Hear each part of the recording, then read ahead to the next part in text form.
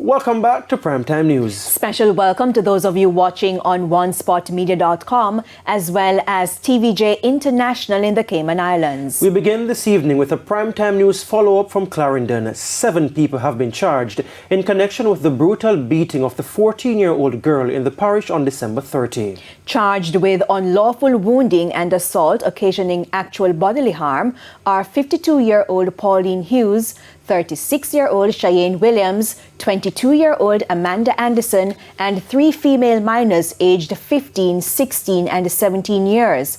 A 17-year-old boy is also among those charged. The adults are slated to appear in the Maypen Parish Court on January 11.